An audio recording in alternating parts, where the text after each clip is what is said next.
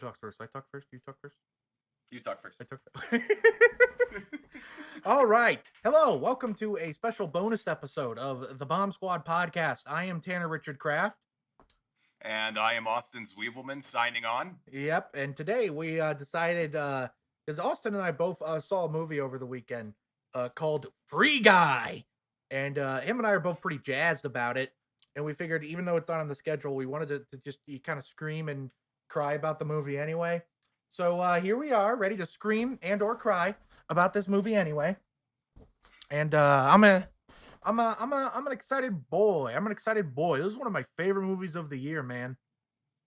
I can't contain myself with this. I mean, I get psyched whenever Ryan Reynolds movies come around, and when it's something like this where it happens to hit the sweet spot, because not all Ryan Reynolds movies are Deadpool. Some of them are National Lampoon's Van Wilder.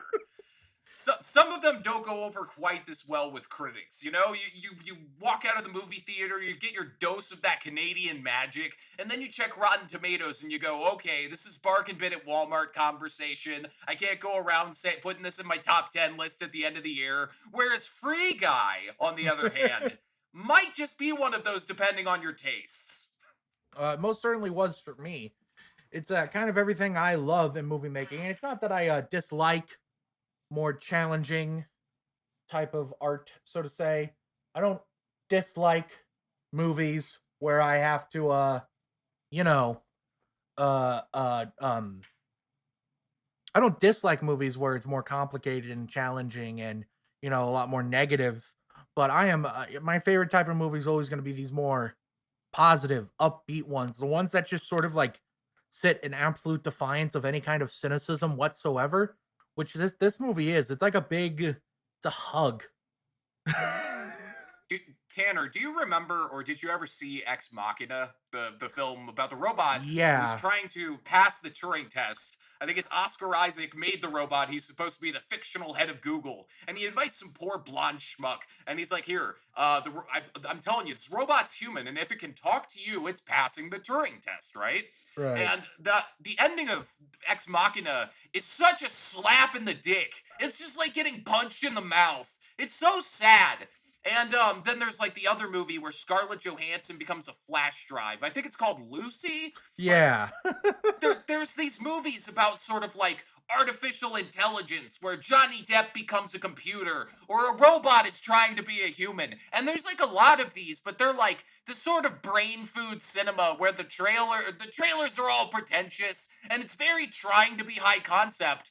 And then you have 20th Century Studios and Disney presenting you a movie about an AI.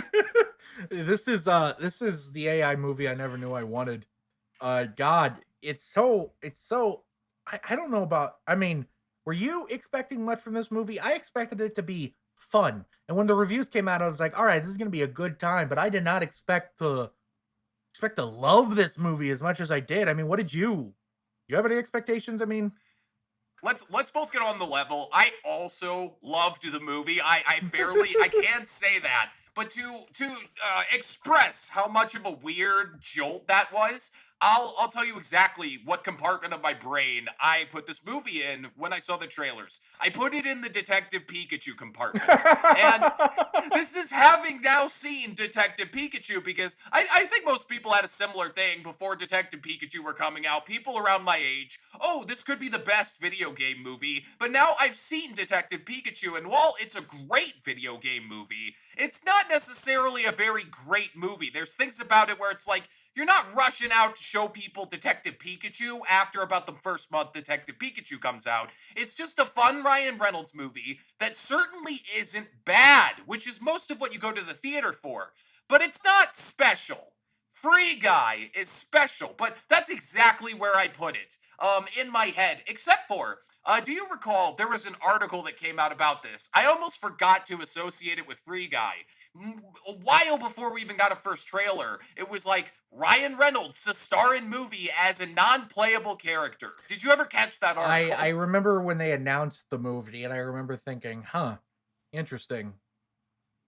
Yeah, before I saw the trailer with the Destiny's Child music and all of the, 20th Century Studio CG and the Disney jokes ultimately once the merger was happening, I was like, "Oh my god, this could be some really crazy stuff." And then I saw the trailer, put it right in that Detective Pikachu compartment, and eventually I was thoroughly surprised in the best possible way. How about you, Tanner? What were you expecting out of Free Guy before Free Guy happened to I you? mean, ultimately, just like I saw the trailer and I thought, this looks fun.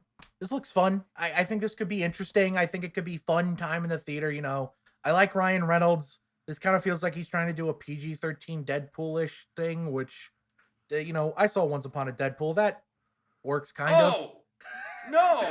Oh, I saw Once Upon a Deadpool with Sid, and he walked out so mad at me. We both thought it was going to be a new Christmas themed Deadpool movie, and we were treated to about 15 minutes of footage with, I think, Fred Savage of Growing Pains. Yeah.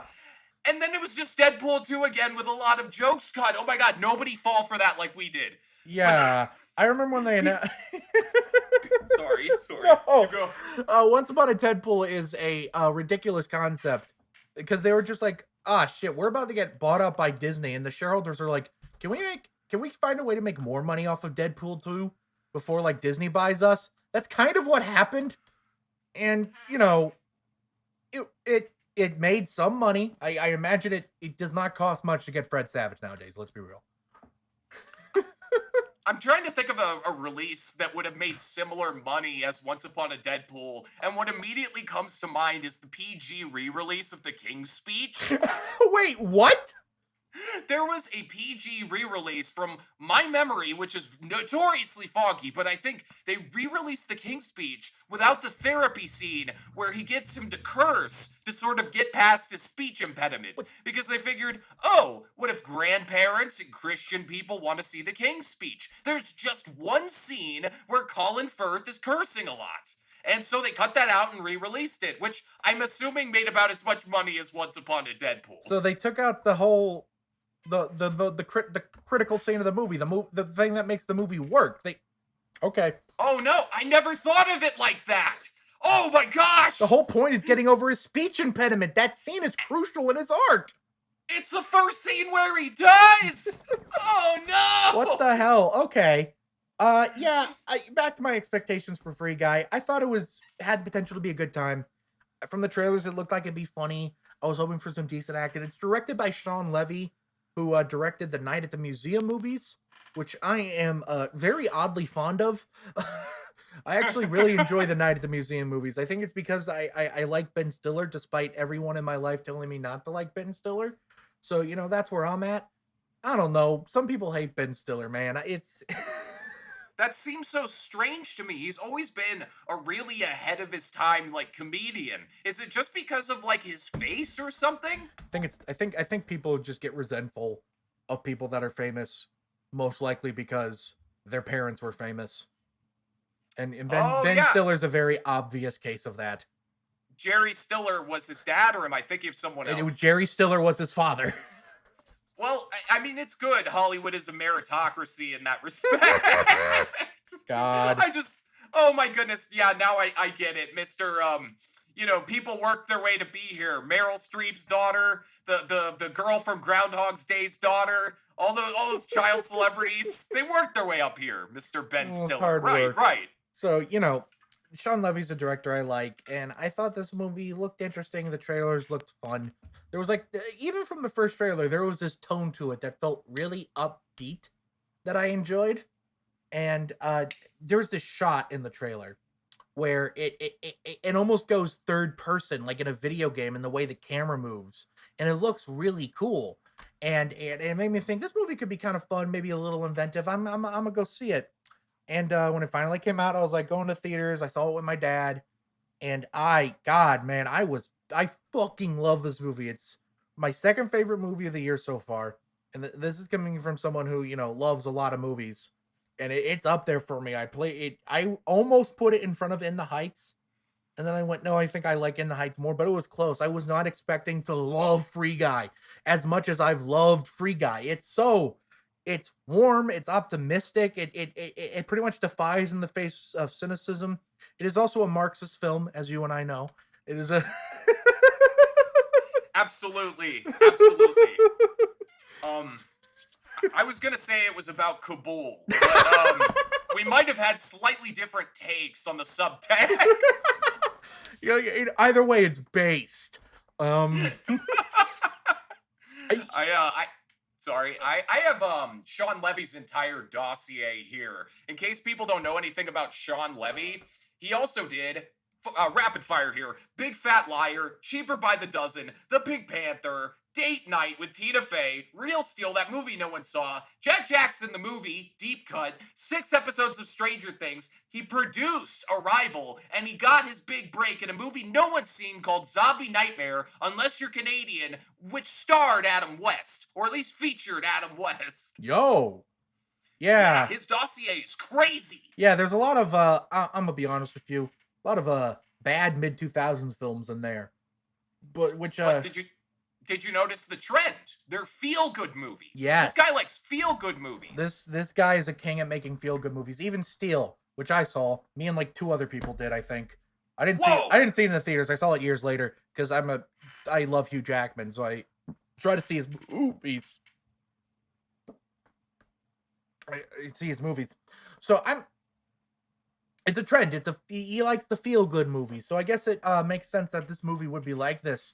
I guess it's just one of those things where you don't connect the dots because Sean Levy is not like Richard Linklater or Guillermo del Toro or Steven Spielberg. He's not like this household name, so you don't associate a specific style with him. He's not an auteur. He's more of a studio man. He's one of those people you can throw in with the right combination of ingredients. He's like a thing you throw at the box office and you reap cash with. And it's good that you say you like Hugh Jackman because Hugh Jackman is the whole reason this movie happened. You're right. Hugh Jackman voices. I don't think it's him in the outfit, but it'd be awesome if it was. But he at least voices the guy that tells Jodie Comer's character, whose name I forgot. Oh my gosh, Millie, I think. Millie, I can't Millie, it's Millie. You're Miss right. Molotov, right? Yeah, Molotov is her like gamer tag or whatever. Yeah, Right. it gives the location of the important video clip to Molotov, which kind of sets this whole chain of events into motion. Oh, Yeah. Ooh. real quick.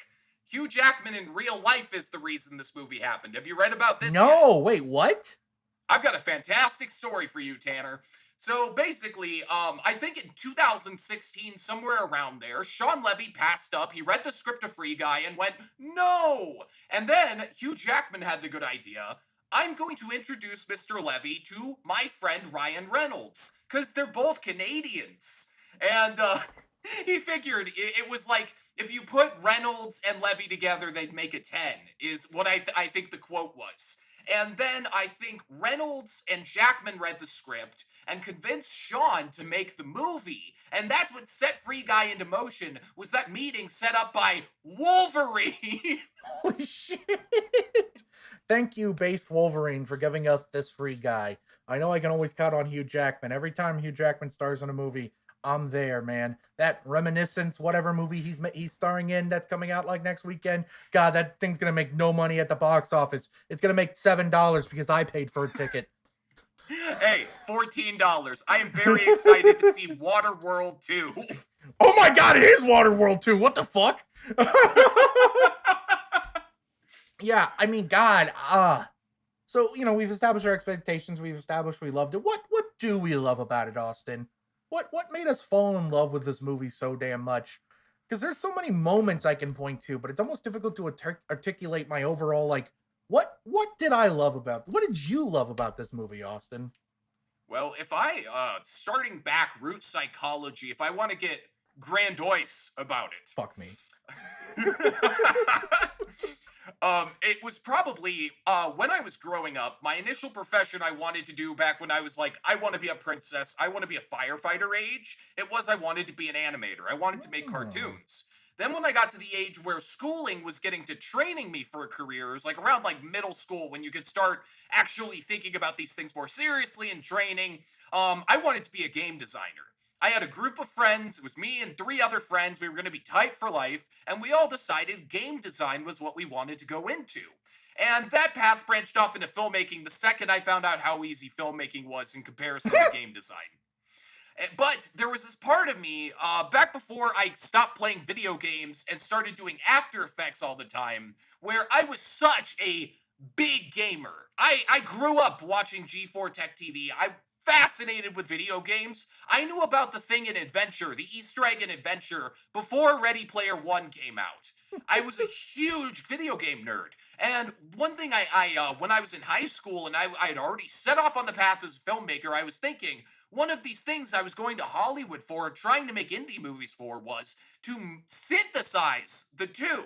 I wanted to make movies that were more like video games aesthetically, and not in any weird gauche way. I thought that there was some middle ground that we hadn't achieved yet, that thanks to technology like bolt arms, motorized steady cams and things, amazing CG, that we could make a movie, give you the same thrill as these video games where the camera is, computer generated imagery and all this nuts stuff can happen.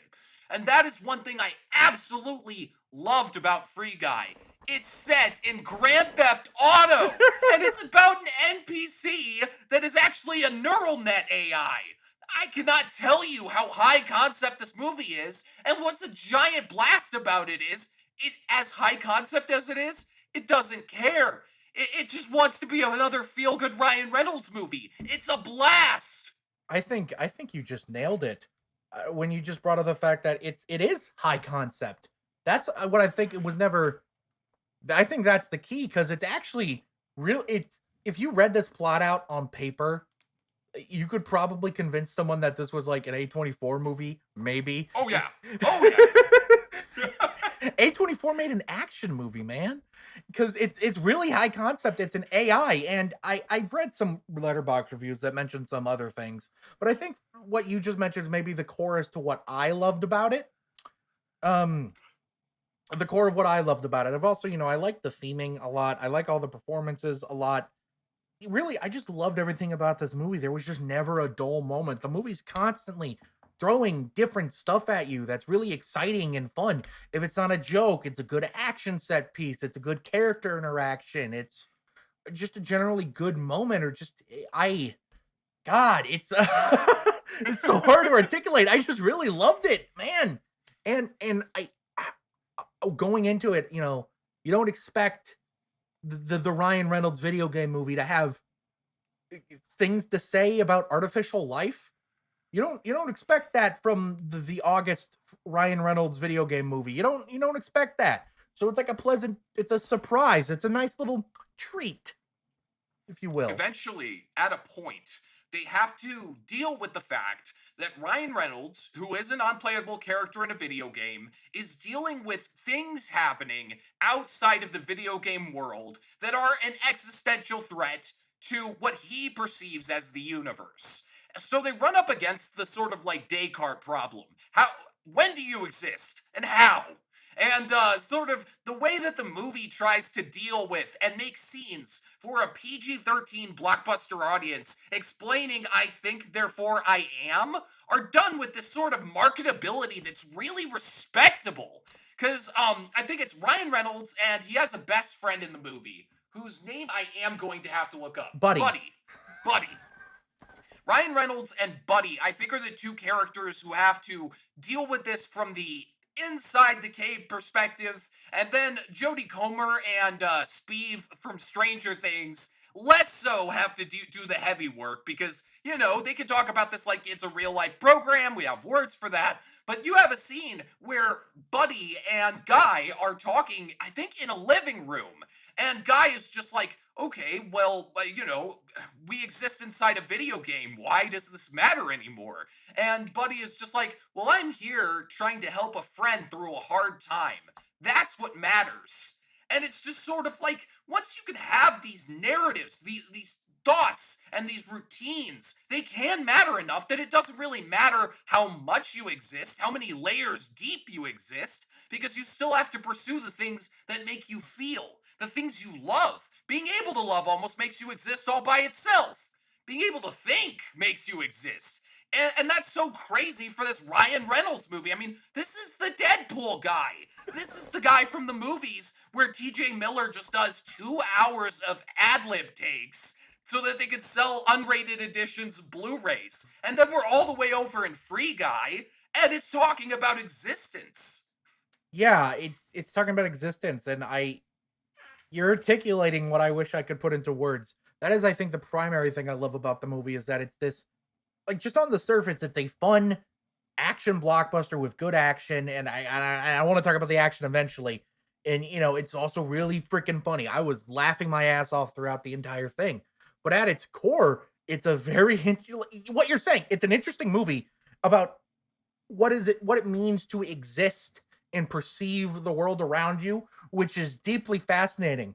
I also read a letterbox review. Someone said it came from a person that sounds like a Marvel hater. So the kind of person I'm not. I'm not.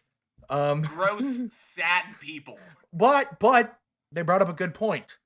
When is, Ah, when is the last time? When is the last time you saw a good love movie? A movie about love that was a mainstream release, like a mainstream Hollywood release. When's the last time you saw something like that? hmm. I I can't think of a blockbuster. I don't usually pay attention to those things because they're so rote, you know? They break up at the end of the second act over a misunderstanding and they get together and overcome all odds right in the last 5 or 10 minutes. Yeah, It's but just every movie is that. ex- I'd have to actually think on that right, question. exactly. Well, this letterbox review, the reason they said they love it is they said, if I have to go to these dumb Ryan Reynolds action blockbusters to see a romance in a movie that felt real and believable and meaningful, then by God, I will. And I think that's another thing in the movie. The crux of the romance works because it ties into the central themes of existence and perceiving being. The love You're right. story works.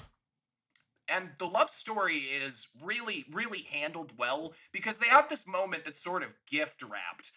Sometimes they wait to say the Tom Cruise and Jerry Maguire "you complete me" line. There's a bit at the last like last couple scenes of this movie where Ryan Reynolds is talking to Jodie Comer's video game avatar, that is her in the real world playing the video game he's in, Free City, and he says something that makes her realize something that the audience has known the entire movie, but the exact words used are able to synthesize sort of the highly technical way all of this is going on and sheer poetry.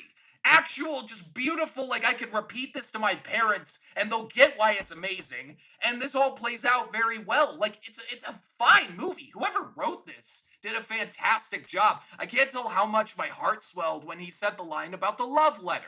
Right. I can't remember the exact wording. I'm pretty sure it was something like "I'm a love letter to you."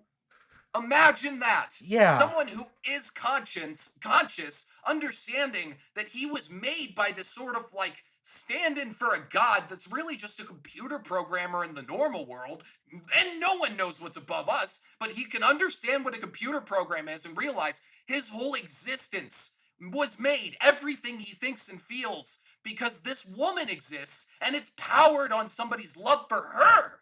Oh, that's Right. so nice. Yeah, I seriously think "I'm a love letter to you" is we're going to be hearing that in like the great romantic lines in like in 10, 15 years from now. I sincerely believe people are going to be quoting that at like weddings and shit. "I'm a love letter to you." And it's going to go down in history like when you realize you want to spend the rest of your life with somebody, you want to start the rest of your life as soon as possible, or "you complete me." It's going to go down like that because it's such a unique, perfect line that perfectly encapsulates the love. It's just so it's amazing. It's really such a beautiful line, and the romance at its core, because love is what makes him wake up. Love is what makes him ultimately perceive the world around him. It's I think as explained in the movie, the way that Guy's sort of AI works is he's trapped in a loop. Imagine everything you do in the day. Wake up, get coffee, go to work, go to bed. 4 nodes. And then the thing that makes you break outside the nodes is the essence of wanting something. Wanting something more, because more can never really be filled. It's an endless container. But instead of wanting more, the way you think of like humans, where we want like excess, we want more comfort, more things, monkey brain.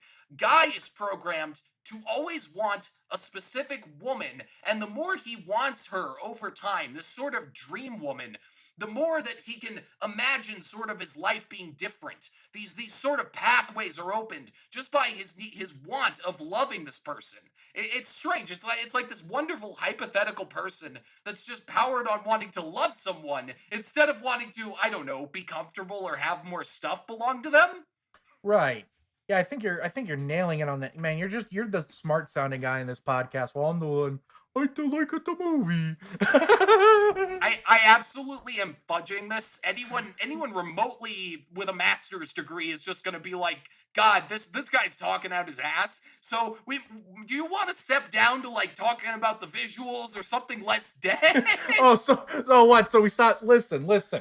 Yes, but I do want to say I've always been a firm believer that genuine art and something meaningfully artistic can come out of the corporate studio system. I genuinely believe that. And I think this is an example of that. Let's get to the fun stuff, man. God. Oh, God. yeah, my I was starting to feel like I was stretching my brain and I was reaching for words that I had heard in a vocabulary class. Who's just like film studies don't let me down now.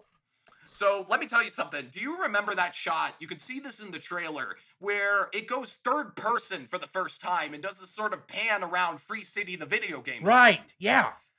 Best guess that I got on how that was done was a bolt arm. Those little camera robots that can sort of they can go up and repeat motions very quickly. Used on like the Kendrick Lamar video for Humble, lots of productions. They weigh like 2 tons, but they did one pass with him standing there and one pass without it. So they could sort of like an opacity fade through him and it goes into third person. Ain't that some shit? It That looks is great. fucking brilliant. I was wondering how they pulled that shot off because it looks so damn cool. And there's just Yeah. God. And that's the start of the cake, man. So we have a couple things that are just going to be fuel for the fire for this discussion. One is if we ever bring up Ready Player One, and the other I want to bring up is the Suicide Squad. The Suicide Squad is a much more brief context. So the budget for this movie was between 100 and 125 million. Right. The budget for the Suicide Squad, I believe, was 150 million. 175 million. Okay, the budget for the Suicide Squad was 175 million. This movie looked infinitely more expensive than the Suicide Squad. Yeah. Walking out of it, my mind was blown by all the CG stuff they did in here. There is so much CG. It's kind of a miracle they shot it on the budget they did. Ryan Reynolds movies tend to do that though. You know, the first Deadpool movie had like a budget of like It was like 30, right? Yes, I think it was $60 million, but like something that like, you know, it's the mid-budget movie they don't make anymore, you know? That was what Deadpool was. I later heard it's because Tim Miller, the director, owned the VFX studio that did the effects for the movie. And apparently there was some weird financials going on. This is not a dunk on Tim Miller podcast though. So Lots of favors pulled in. So I'm guessing what made the Suicide Squad a lot more expensive was shooting in Panama. Lots of practical effects. Those little star things that stick to people's face, a lot of those were practical. right.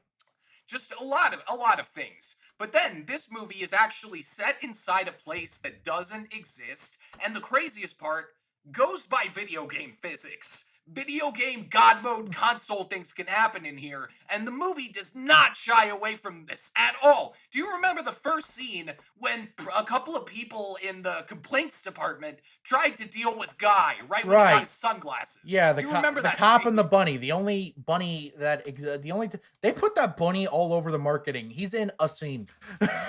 Oh yeah, he is. A good I thought he scene, was but gonna be. I thought he was going to be a consistent antagonist, and I was ready for it. I was like, come on, this movie's got to beat out Donnie Darko for the evil rabbit suit.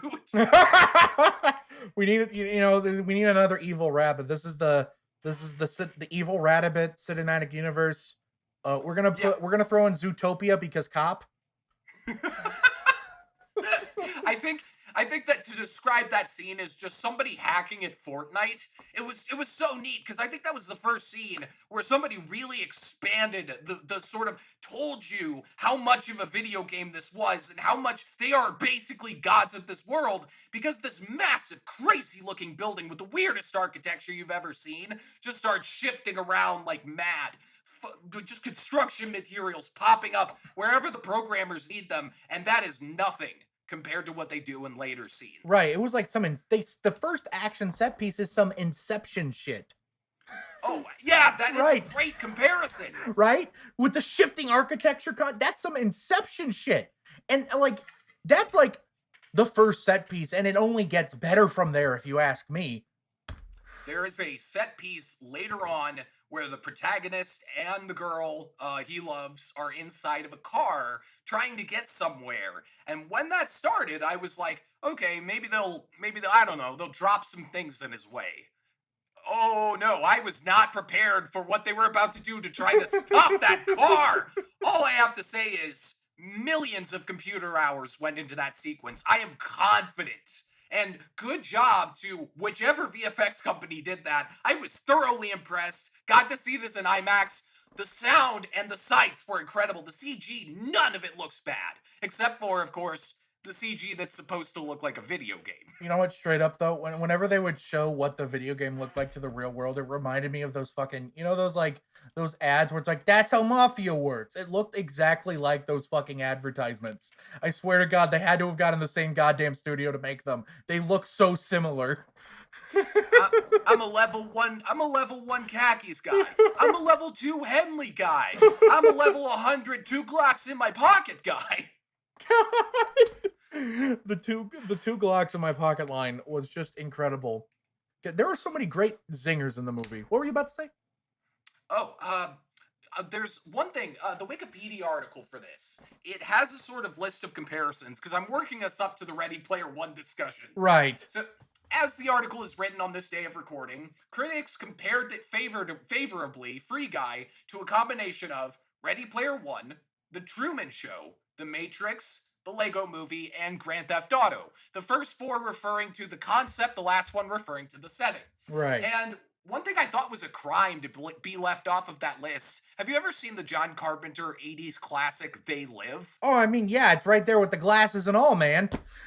I don't know how that didn't make the dang list, because the whole movie's about people who wear sunglasses and roll over everything. Come on! Yeah, like the sunglasses reveal the real world to you. It's a pretty obvious, it almost feels like a deliberate homage to They Live in a way. That's what I was thinking. I was surprised. I mean, I was happy everyone came out and wanted to focus on the whole my life is a lie, my life is a show, the world is fake aspect of it. But nobody's shouting up They Live. You said it, it's direct. Yeah. It's the exact same thing as They Live. Even down to having a black friend who doesn't want to put the sunglasses on. That's such a direct homage, yeah. So that's kind of weird that got left out of the comparisons, but all those other ones, man, they're like really fitting. It is like if you put those four movies in a blender and said, "Here you go, Ryan Reynolds." I personally like this more than the Lego movie, which is all personal taste. Because I don't want to throw that at anybody. I know that movie is it's extremely well respected, but for whatever personal reason, I think it was because of the PG-13 rating. I'm one of those really snide, sad people. I like movies the higher up rated they are because I mistake intensity for authenticity a lot. I'm gonna show you a poster that says 2001: A Space Odyssey's rated G, and you're just gonna start crying. How could it be G? I think to quote Tim on an earlier podcast, that was the 1960s G, which is today's X rating. It was a different time. Yeah, I think the Lego movie comparison is most interesting because the plots are pretty not quite one to one, but there's definitely a similarity between them. I think it executes it differently. I feel like Lego movie went for a more class war analyst perspective, while Free Guy went for a more individualist perspective. Oh, here I am using these big words I don't know how to use. But I don't know how to talk. You're rocking them, dude. You're rocking it. Yeah, but it's definitely I think they're pretty neck and neck to me. Right? The Lego movie was one of my favorite movies of the year it came out. It's genuinely one of my favorite animated movies of all time. And Free Guy, it's just so crazy, you know? There's one thing that we are decided on because Lego Movie, Free Guy, impossible competition. No one would ever figure that out until at least a longer amount of time after Free Guy comes out. But now for that bomb I've been waiting to drop, Ready Player One. Oh boy, here we So go. we were having sort of PMs after we both saw the movie on the same day. And I can't remember which of us first got to it, but it was just generally the sentiment of this is what I wanted out of Ready Player One. Even that it makes Ready Player One feel less watchable because of how well Free Guy was executed. Which is a shame because I actually, again, I too really love Ready Player One, but this movie almost puts into perspective how great Ready Player One could have been. Because thinking back on it now, I think most of what I love about Ready Player One is, the set pieces beforehand, but in terms of emotional character work, it's largely in the third act and it's largely carried on Mike Rylance's fucking back. Holy shit. All the emotional weight in that movie's carried on his goddamn shoulders. Holy shit. That scene where he gets the last Easter egg and goes to view the man who created the game. That is such a powerful scene. I cried at it, and it is so above everything else in that movie by a lot. Yeah. Yeah, that's the scene I think that made me like I really like the Free Guy book. Me and Anax bonded over that book. So I really like the book. I was really excited for the movie because it's Spielberg and felt there was no one more perfect for Ready Player One than Spielberg. But I rated Ready Player One like 5 stars when I watched it, and I meant it. I really think I was just totally swept up in that one scene. Everything with Mark Rylance and that performance was so perfect. Playing listen, it's hard to play a Silicon Valley type super sympathetically. Okay, that's actually really fucking hard to do, and Mark Rylance pulled it off to perfection. Where I think the key is that if you want people to feel bad for the rich person, you need them to resent the money they have. That's the formula. That's the Tannercraft formula. And Mark Rylance, I also read his character as autistic, so that probably factored into my enjoyment of it. But everything in that scene in Ready Player One is really present throughout all of Free Guy. And it also doesn't, and again, I don't mind it. I sincerely don't mind it. Free Guy does have a lot of references, including a weird reference to Joe Black that I sent to you. I don't know if you connected it, but the scene where Guy gets hit by 2 cars, it Oh, looks yes. identical to that scene in Meet Joe Black. See, whenever anyone brings up Meet Joe Black, I always think they're talking about the scene where he speaks Creole to the lady. And I was thinking, that's not in Free Guy. Yeah, that's in the extended edition. But in a movie that has references, it relies on it way less than Ready Player One does. That was one of the things we talked about in the PM was if there is one thing you can categorize the 2010s with, because I've seen YouTube videos about how there wasn't a zeitgeist in that decade because everyone fractured off into all these tiny micro communities. There was a zeitgeist being pushed, at least by corporate giants in entertainment, and it was nostalgia. Right. It was nostalgia, particularly for the 80s. I know that every decade sort of has that defining nostalgia trip movie thing, but in the 2010s, it was almost most of what we had. Hence why Spielberg could probably get, $250 billion to make Ready Player One. Yeah, God, that movie is so expensive to make, and it looks it too. So you know what? I think part of what makes me like Free Guy more is that when we're seeing things from Guy's perspective, it looks real. It sincerely looks real. When we're seeing it from Guy's perspective. In Ready Player One, when we're seeing things in the video game, it distinctly looks fake.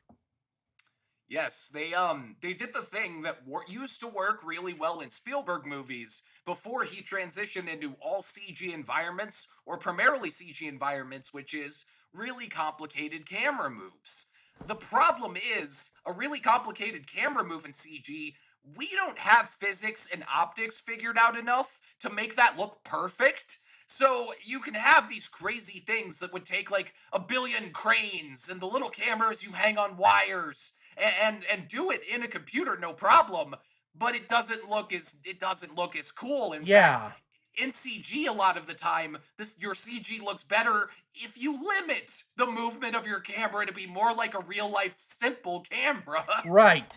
I think it's the perfect comparison with the the big grain camera moves. They don't really work in Ready Player One, but they do the big grain camera move, that one we keep talking about, that third person shot, that works. That That works.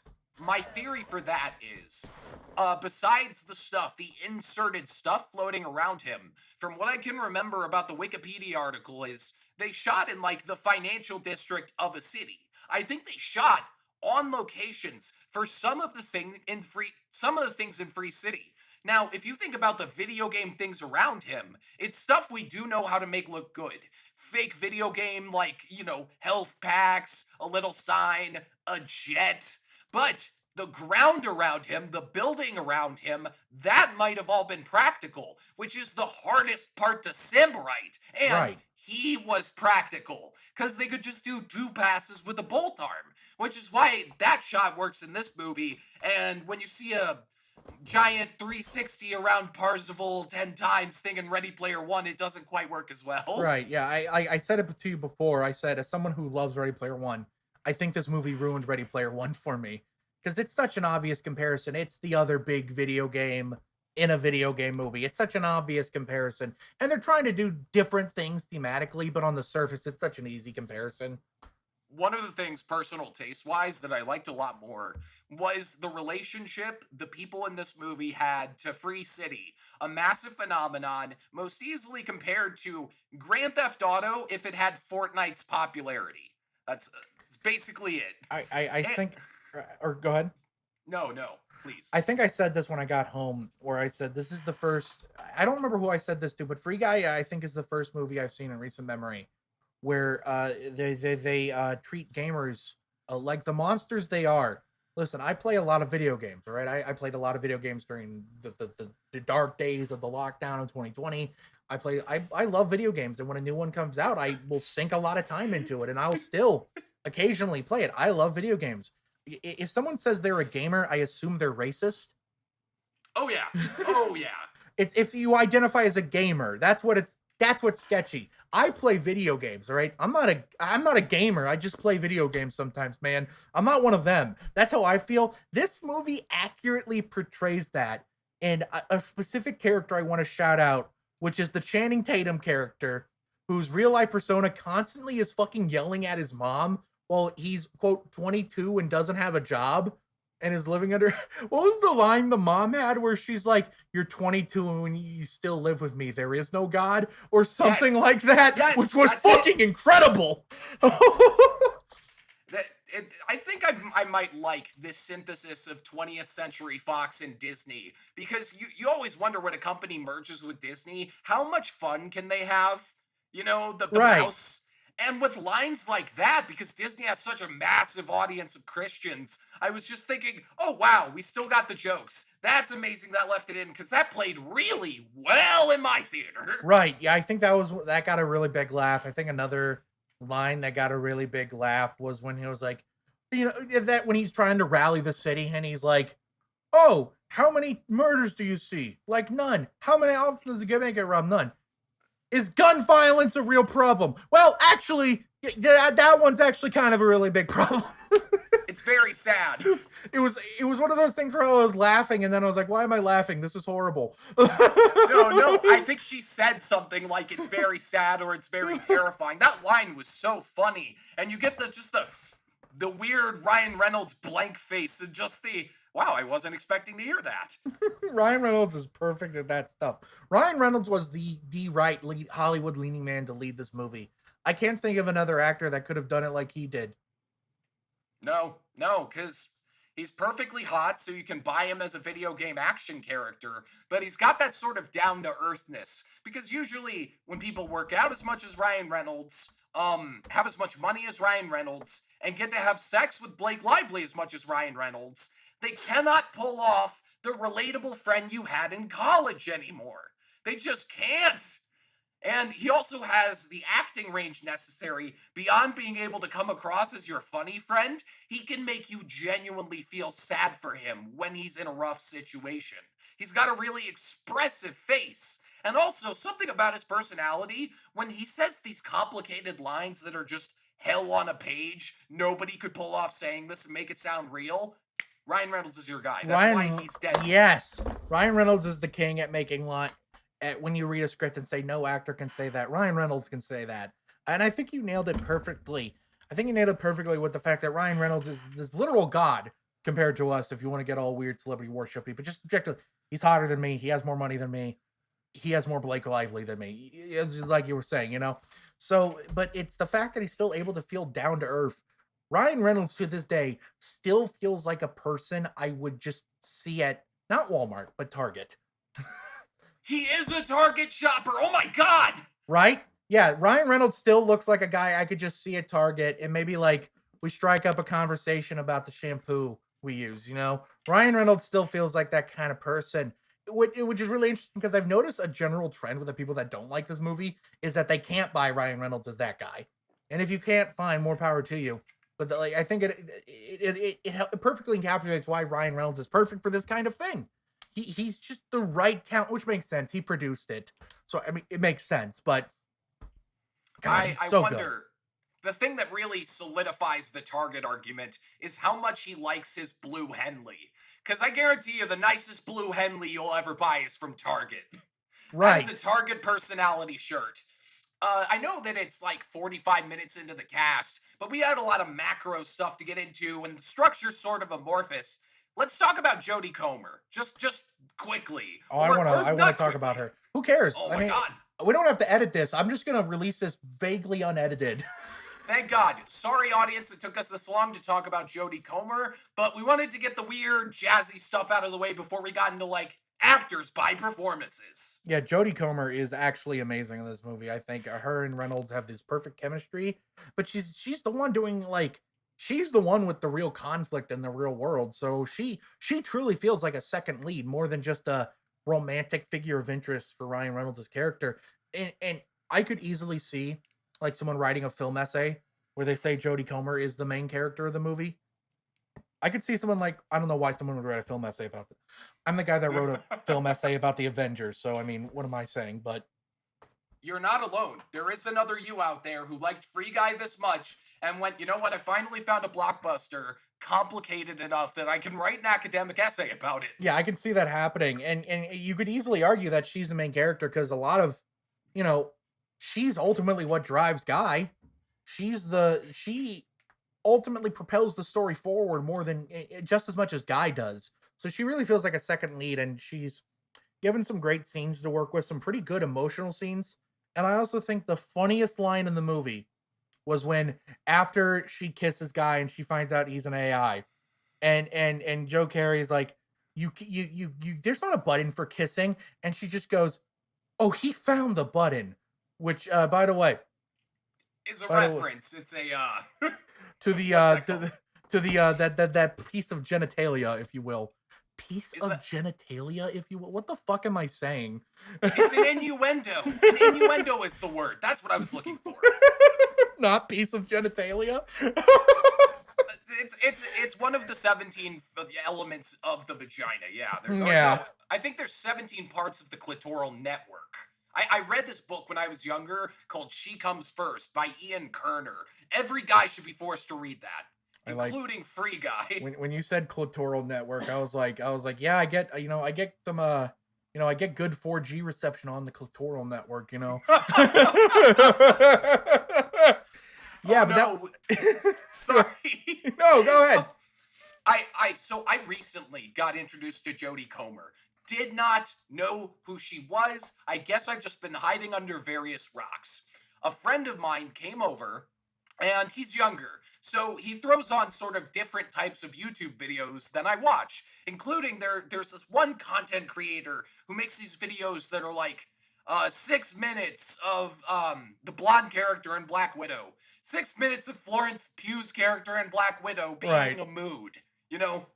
And he showed me this video that was like 13 minutes of Villanelle being way too much. And I was watching her character from this show called Killing Eve, Villanelle, based off a series of books, I think, just being off the walls. And there were a few things that stuck out, most notably how she could shift through an unholy amount of accents perfectly. Like, really fantastic Russian accent, just in and out. And she also has an English accent because she's English. She has a Southern and Northern American accent. This woman is fantastic at acting. And I'm happy that this movie allowed her to get some of that in, because that was the first thing that stuck out when I was introduced to her was, oh, she's great at accents. And they gave her an English and an American accent in this movie.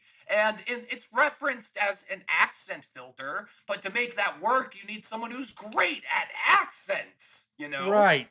Yeah, what was crazy to me was when I discovered that I figured she was like one of the like three Americans that know how to do a British accent. You know how like every time you show a British person the Robert Downey Jr. Sherlock Holmes movie, they can't believe that Robert Downey Jr. doesn't sound like a cartoon character. You know, that kind of Right? thing. Yeah. I figured she was just an American that can do a British accent. No, it's the other way around. She's just British person who, every British person has like a great American accent, except Benedict Cumberbatch, oddly enough. He slips in sometimes. So I don't know what's up with that. But All right, British accents, go. Oi, governor, you want oh, some tea in the water closet? fuck off, you wanker. It's just Jodie excessive Comer, cursing. some of the writing was gave me some enjoyable things with Jodie Comer's character. For the start, was wondering what her relationship was like with Joe Carey, Speeve from Stranger Things. Because I think the first time they're on screen together, she does breaking and entering into an apartment. Now, before that, there's a segment in the apartment being played of her and him in like an IGN interview in 2015. But Right. when they actually meet in real life, she's broken into his apartment.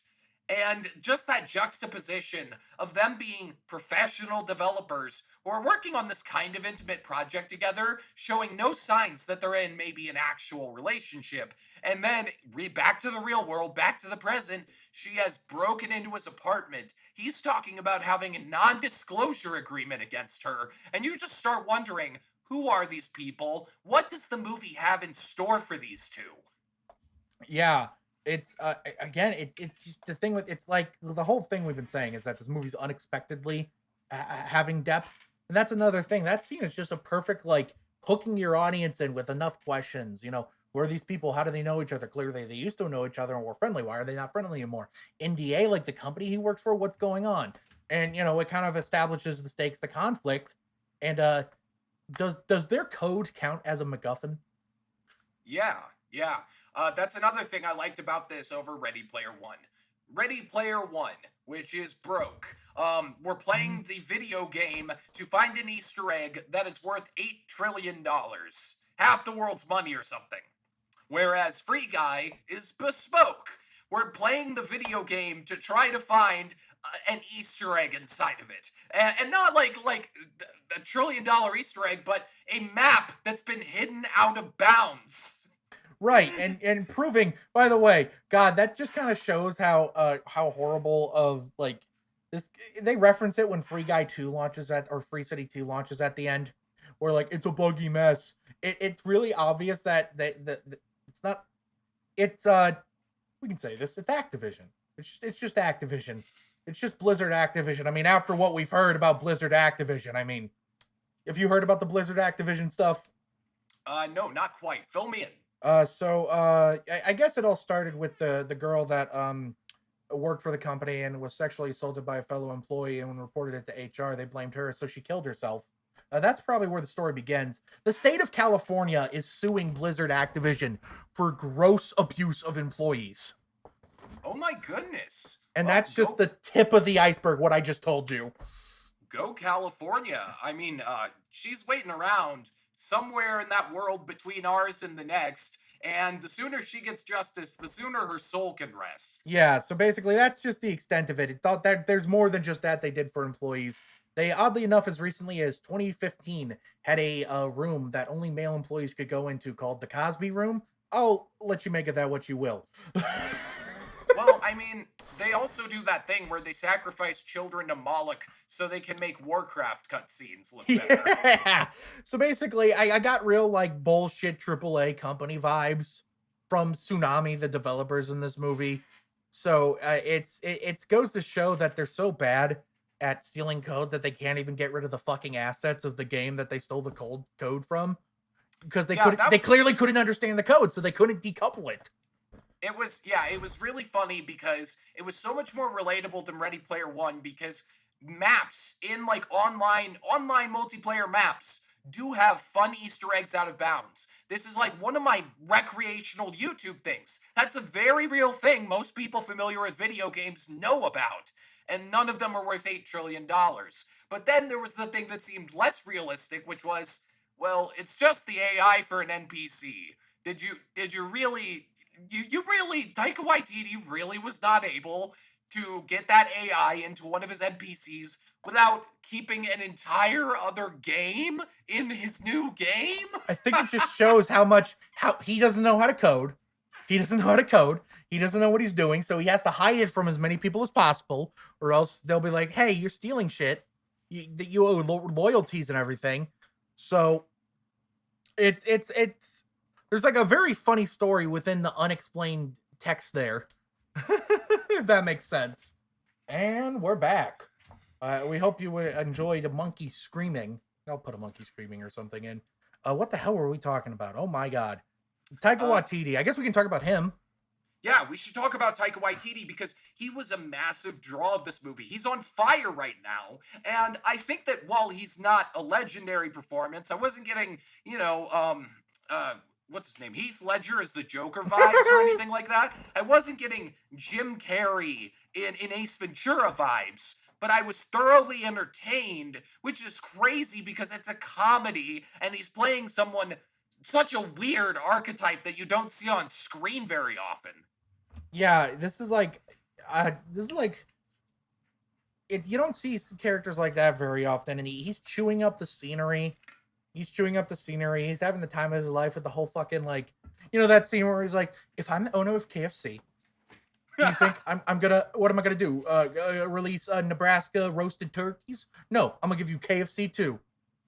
He has a lot of great zinger lines. That's what was sort of unique about him because bro type Silicon Valley developer. That is pretty standard. HBO made a whole show with like 5 seasons out of that. But what's strange is this is a PG-13 movie co-produced by Disney and 20th Century Studios, and this is sort of what makes his presence a little more fun because it is that feel-good movie seeping through as some kind of self-similar synecdoche kind of shit. He is sort of blunted by the movie. He's not the kind of broed out Silicon Valley person where he's allowed to be super vulgar and over the top and mean to a level that's just so blowing your mind and making you angry. He's sort of like his edges are softened. He doesn't curse very much. He's not trying to fire everyone all at once, actually. It was sort of nice seeing the bro Silicon Valley, archetype with this massive leash on him because he had so many more scenes where he was actually trying to relate to people, explain things to them, not just this bulldozer that comes in and it's all bad news the second he opens his mouth. Yeah, yeah. God, he's a great villain. He's chewing up the scenery. He's fun. Though I do remember I told you how I had an alternate casting for this character. You remember this? Not at all. I told you when I watched the movie, I said I love Taika Waititi in the row. However, it did in parts feel like that part was written for Aziz Ansari. Oh, now I remember. Yeah, I remember you said this is like an alternate universe where Tom Haverford's Entertainment 720 actually took off. Aziz Ansari with too much power would have been amazing in this role. Honestly, you nailed it. Yeah, that was like the only thing I would. And again, I love this movie. It's my second favorite movie of the year. I love this movie. The only thing about it I think I would have changed was putting Aziz Ansari in that role because Taika Waititi is great. Taika Waititi is good. This villain is good, but it could be better. But when he gets beat, you're denied what you would get with Aziz Ansari. When Taika Waititi gets beat, he still has a fresh New Zealand accent. He still looks like Taika Waititi.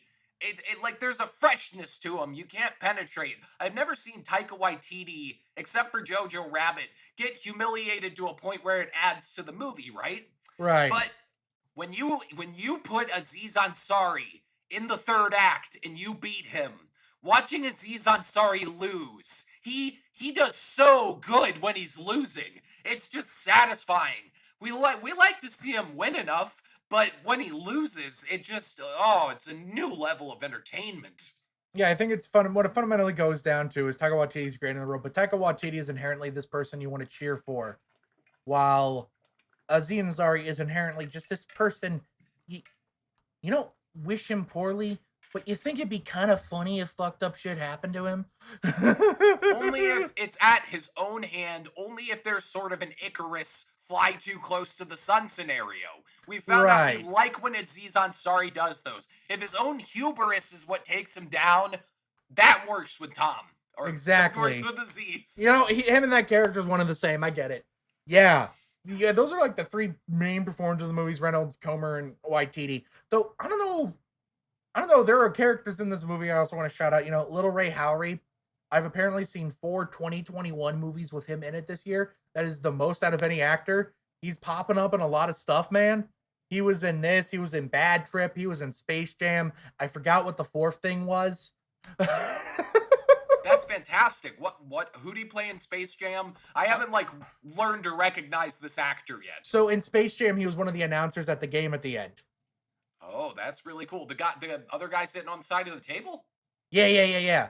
There's the old Holy white cow. guy, and then there's him. Yeah. Oh my god, I figured that was some sports broadcaster from TV. I didn't know that was an actor. No, he's just a funny actor, and then he was also in Bad Trip as basically the second lead to Eric Andre. Where he did fantastic. Yeah, and I'm pretty sure we all Oh, don't think about it too hard, please. We're live. well, I'm pretty sure first saw him in Get Out, if memory serves me correctly. I'm pretty sure he plays Chris's best friend in that movie, the TSA agent. Well, now that this is happening, I need to move him out of the background actor part of my mind. I have to think of him up there with all the other actors, because there are just lots of actors where you see them in movies and you point and you go, I've seen that guy before, and you never learn his name. Yeah, for me, that guy is Jason Zakubi. I don't know how to say his name. Wait, the lead man in Aquaman? The lead of Aquaman? No, that's Jason Momoa. Hold on. No, I'm talking about a guy that's much less sexy. No, he's probably, you might know him because he also has a podcast called How Did This Get Made? He was I've heard that's very good. Yeah, it's pretty good. He was in Parks and Rec. I can't remember the character he plays. But he was in The Good Place, if you've seen that. He was in Jason Mana. Listen, he's that guy. He has that guy syndrome for me. Where it's like, yeah, it's that Jason guy. I think I recognize him on face, but I can't go deeper than that much. Yeah, he's got a very distinctive hairdo and beard. But yeah, Little Ray Howery is upgraded past that now. Yes, he did really good. What was odd was, it sort of was just They Live with Buddy. It was just, they didn't do an amazing job of Buddy trying to explain exactly why he doesn't want to put on the sunglasses and ascend. He got to shine in the third act, was sort of like not a redemption, because they didn't do bad with his character. He was very convincing with when he was Beers on a Beach. Then there's the middle part where he just had to put up with the fact the script didn't give him any real explanation for why he didn't want to, put the glasses on. But then in the third act, he does a couple of really wonderful things. He's there as a comedic sidekick for a fight sequence briefly, and then out of nowhere, there's this scene where his character dies, and it was not earned at all, but he was pulling on my heartstrings. It was so strange and hard to describe why. It's hard to, oh God, I'm crying thinking about it. Fuck. it was so beautiful when, him and his best friend, who was the guy that got him out of his funk. Even though he was a minor character, I felt like that moment was earned personally. I don't know if it's just because I was so swept up with the emotions of it, or if I genuinely feel that way. I don't know. But for me, when he said, when he's like, go on without me, go save the day. And Guy, Ryan Reynolds' character, is like, but I can't leave him behind, my best friend. And he's like, I'm sorry. And we're like, well, don't be sorry. This was the best day of my life. I started almost sobbing, man. I almost started. It was just the way he delivered it. Dude, this guy that's his best friend. This was the best day of my life. It takes, I think, a lot of, as a person, even as an artificial life, to be able to like lift your dying words, give your friend comfort. I think it's just inherently a very powerful type of storytelling moment if you do it right. And I don't really think that's in the movie owns that. He has a lot to do emotionally with the movie between that and the getting Ryan Reynolds out of his funk. He's close to an emotional core in this movie, and he's just so good in it. It's incredible because the AIs, they have a sort of Groundhog's Day thing going on.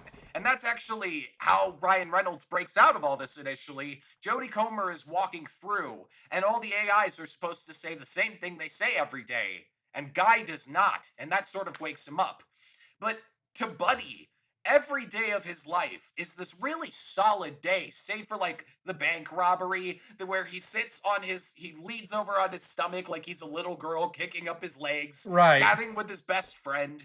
But then they go for beers on the beach. Ryan Reynolds' character says it in the beginning of the movie. He lives in paradise. They perceive it as really nice here. And they could have stayed in this safe little bubble where there's not a giant ripped version of your best friend trying to kill you, and there's not an ocean about to swallow you up forever. And he still says it's the best day of his life. With all the danger and all that changed, he still got to help his friend, and that was so important to him. Right. He loved Guy. I really think it shows that, like, when I say he's an emotional core of the movie, I remember at the end where like Millie, Jodie Comer and what's his name from Stranger Things, Stever things, Speed from Stranger Things. Speaver things, and Millie, they're about to embrace, and it cuts right before they kiss, and then it cuts into the video game world again, where Guy, who thinks he's lost his best friend, he sees him again, and then they embrace and hug, and it's the exact same shot. And I actually think it was a really, really, from a feminist perspective and critiquing it in a gender roles perspective, I thought it was actually really interesting that they made an intentional choice to draw a parallel between the romantic embrace and the platonic embrace, and saying these are two types of love that are different but equally valid. It's a small thing, but it's one of those things that show this movie is deeper than you would think the fucking Ryan Reynolds video game movie would be. There's more depth to it than you would think because of that. Screenplay by Matt Lieberman. No link to his Wikipedia article. So, a little something about Matt Lieberman that jumped out in this movie. Toxic masculinity, white privilege. These words are used directly in the text in the movie. And none of the like female characters are sort of treated as any kind of like dozy stereotype. It was amazing actually. This felt like a script that was written by the current generation of people who are not steeped in the past and have updated their social mores. It was actually kind of refreshing to hear. Yeah. Like, it was very refreshing. It didn't feel forced. The only thing that ever felt a little forced in the movie was the right privilege line, but it was funny and I forgave it. Yep. Otherwise it felt very organic and natural to what people would say. Um, I guess shout out to Steve from Stranger Things. He was cool. Joe Keery. Thank you, God. Joe Keery. Joe Sorry, Keery was cool. I've been trying not to look too much at the Wikipedia article because we got a thing going on here. Right. You don't want to just spurt out what the wiki. You don't want this to be a plot synopsis again. God. Yeah, Tanner, what was your favorite scene in the movie? Well, favorite scene, it might have been Guy. It might have been Buddy saying this was the best day of my life. That was an amazing scene. It could have also been the time where Jodie Comer, Millie, wakes Ryan Reynolds' guy up the second time. And, you know, even though it's like, wait, I thought you said there was no button for kissing. Fuck it. It's good movie making moment. Who gives a shit? Yeah, Um, and they have this insane, what it's called is a particle system. All those things flying around their heads, that's maybe not even just one particle system, it's a ton of particle systems that blew my mind. It looked like a soap commercial on many steroids. right. Yeah, totally. Yeah. And I was really into that scene. But I think my favorite part of the movie is when it paid tribute to Inspector Gadget, the movie. Uh, What so was this? at the end of Inspector Gadget, I don't know if you've seen the Inspector Gadget movie. I hope you haven't, because I value you as a person. But you know, at the end of the Inspector Gadget movie, it's revealed that Dr. Claw has made an evil version of Inspector Gadget, also played by Matthew Broderick, and they fight. At the end of this movie, the final, you know, action conflict is Dude, who is this super buff, unfinished character that's basically like Guy on steroids and also on Gamer Bro. Like that dude drinks G Fuel. I don't know what G Fuel is. I just avoid it because gamers like it. That dude drinks G Fuel.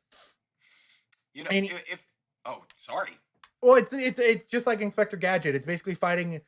Who are you? I'm you, but stronger and eviler. It's really that, and they make fun of it. It works. Yeah, that was fantastic. Ryan Reynolds put out a video spoiling the Dude reveal, and Ryan Reynolds doesn't put out many videos, so unfortunately I knew about Dude, but there was so much more to the scene, and I wanted to know what would happen when super buff Ryan Reynolds came after Ryan Reynolds. But if I didn't know better, I would actually assume Disney had more of a hand in the screenplay than they actually did.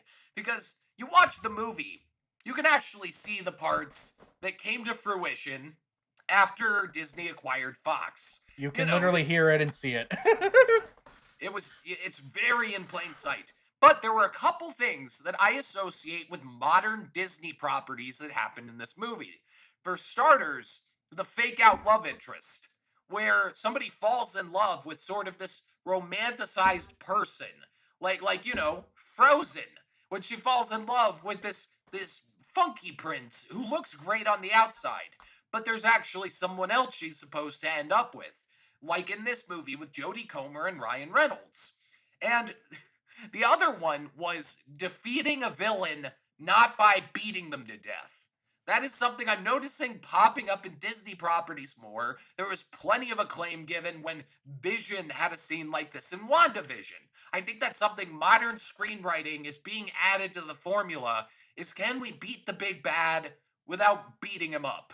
And just watching Dude respond to having the sunglasses put on his face, that release of tension worked out so nicely, I laughed my ass off. I also laughed my ass off, but I was laughing and just, I think I was having my most like, yo, this movie's awesome moments during that entire sequence. Because, you know, Guy is getting his ass handed to him. Dude is kicking this dude's ass. And, you know, he's getting his ass kicked and he's like, he needs to like, he gets his sunglasses on and he needs to like pick a weapon to defend himself with or whatever. And he picks Shield. And I just go, oh, Shield, that's cool. And then you hear, and I'm like, why does that sound effect sound familiar? Then you start hearing the notes of the Avengers theme pan around. He has the goddamn Captain America shield. And I was like, yo, this is awesome. And then it cuts to like some audience reaction shots. And this was like the best cameo in the movie. This is the best fucking cameo in the movie. When all the critics started talking about there's this cameo that was so amazing, you wouldn't believe it. I started thinking like I had spoiled it for myself. Or I was starting to think the unbelievable cameo was Channing Tatum. I was starting to believe that. And then after that Avengers Shield moment happens, we cut to this shot of Chris Evans watching something on his phone and he says, what the shit? And I lost it. I lost my goddamn shit. It was fucking incredible. And then just a few seconds later, you know what he fucking does? You know what he fucking does? He pulls out a lightsaber. I start hearing the Star Wars theme. And I'm like, yes, thank you, Disney. Thank you for this, Disney. And then they did something for the gamers. Did you notice this? The Mega Buster from Mega Man. That was at the beginning, but in the third act, right after he uses the lightsaber, he uses the gravity gun from Half-Life. Two different Valve guns the gravity gun, and the portal gun. Yeah, it actually made it feel authentic to gaming culture in a lot of weird ways that Ready Player One wasn't really. Ready Player One felt authentic to a culture that is so hopped up on the past, for whatever that means. So I guess it was really authentic to now. But Free Guy seemed actually authentic to gamer culture, which is, we like doing our own thing, but also throwing in some stuff we like Captain America's shield and the lightsaber. If I could use Cap's shield and a lightsaber at the same time, I fucking would, dude. I fucking would. There was that is it really makes me think the screenwriter knows what video games are, because another thing you see in movies about video games where someone's inside a video game is there's a magic item that does something they never have in a video game. Oh wow, what's in that room? That's the funky golden rabbit. What does the funky golden rabbit do? Oh well, it lets you open any door and you could speak Spanish. Wow, that's so convenient. I love this game.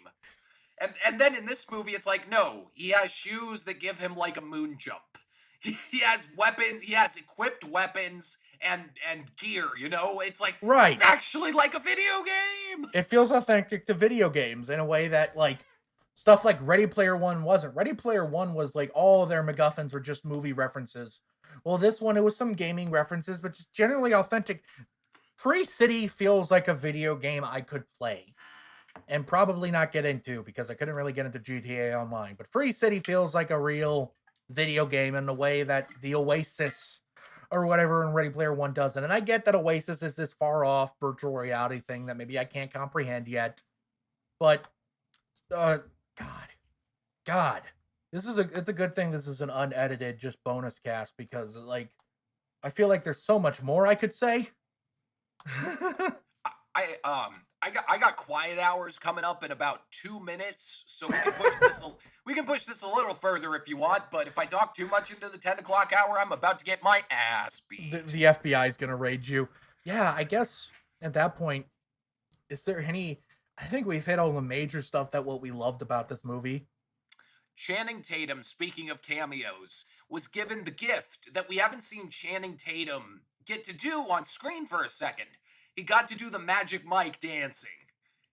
He got to do the thing Channing Tatum so steps up to do, dancing. Channing Tatum loves to dance, and I loved that cameo sequence. I mentioned it a few times earlier, but I loved it. All the cameos in this movie were great, including Dwayne "The Rock" Johnson. Forgot to mention that. Saw his name in the credits, freaked out. Who was he again? He's the guy. So remember when Guy takes the sunglasses away for the first time? Oh, yes. That character's voiced by The Rock. He's the guy that Guy makes very sleepy. Yeah. Oh God, this movie's so funny. It's so full of heart, and it was genuinely emotional. I went into Free Guy expecting a good time, and I got so much more out of it than I ever would have dreamed of. I loved this movie. Truly. I mean, do you have anything else you want to say about it, man?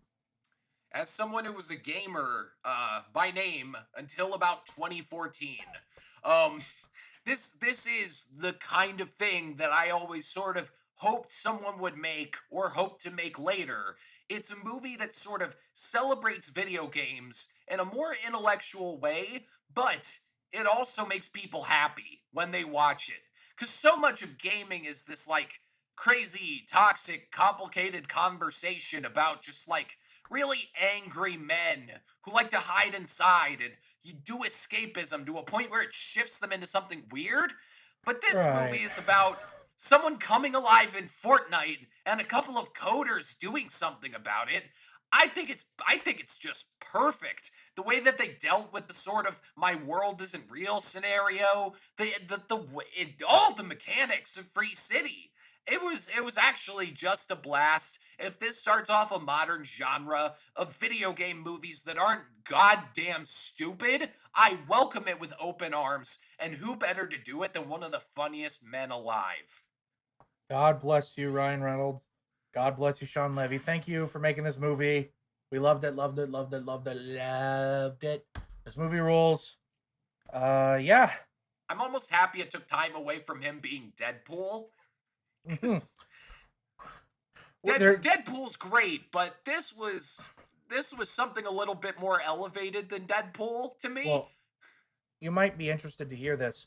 Shawn Levy was asked if he was going to be the director of Deadpool 3, which will be an MCU movie, by the way. That'll be interesting. But Shawn Levy was asked if he'd be the director of Deadpool 3, and he basically said something along the lines of no comment, which may be an answer in of itself. Oh, certainly. No, I'm not even kidding. He said that may be an answer in of itself. That's not me commentarying on it. That was part of his answer. I was certainly mistaken. Good news. Good news on the Shawn Levy front, in case you don't want to wait for Deadpool 3 in 6 years. Yeah. Him and Ryan Reynolds, those two cheeky Canadians, they're making a Netflix movie called The Atom Project. It's supposed to come out, I think, next year. I'm glad to see them team up again. I'm excited to see that. Netflix, please just keep on consolidating massive amounts of debt so you can keep giving us movies like The Irishman and this, I guess. What if they become a Scorsese De Niro thing and they just work together for the rest of their lives? You know what? I'd be okay with it. That's what I want to see. We need more Scorsese De Niro pairings for like blockbuster cinema, and less the movie cinema. You know. So this movie's great. I love this movie. It's my number 2 in the year. I suspect it'll probably stay in my top 5 before the year's out. Because I really, really love this movie in ways I didn't expect. It was beautiful. It was funny. It was emotionally resonant. It was action-packed with some great action set pieces.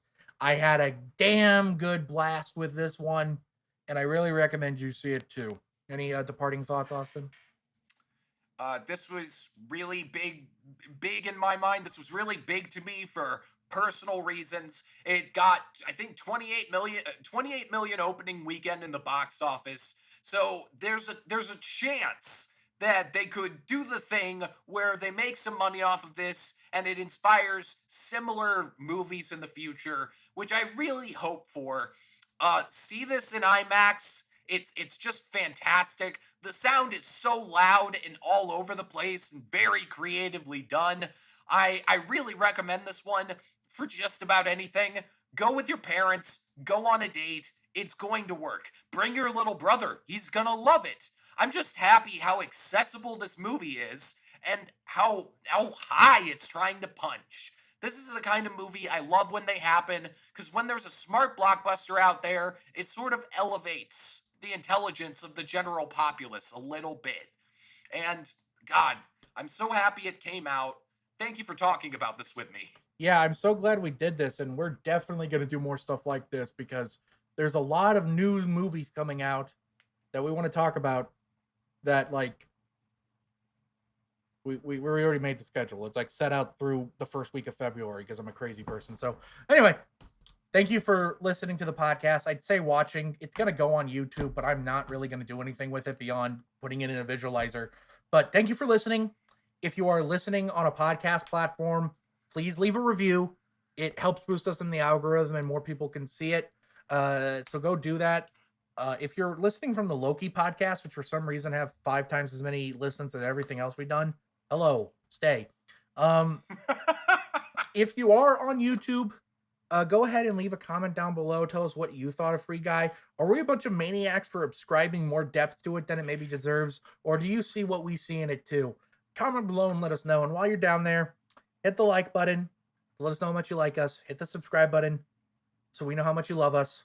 Hit the bell icon so you can know exactly when we upload new videos. Thank you oh so very much for watching, guys. And I will see you next time. Farewell, friends.